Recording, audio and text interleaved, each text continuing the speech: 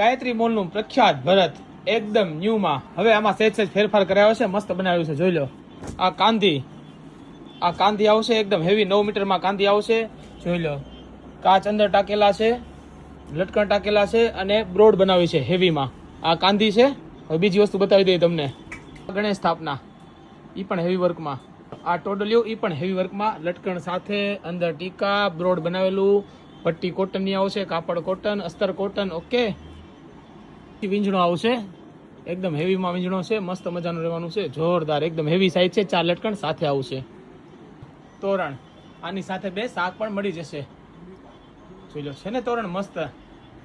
2 શાંખ આવી શાંખ આવશે. જોઈ લો 2 શાંખ આવી, બહુ મસ્ત મજાની શાંખ રહેવાની છે. એલ શાંખ આવશે. જોઈ લો આ એલ શાંખ.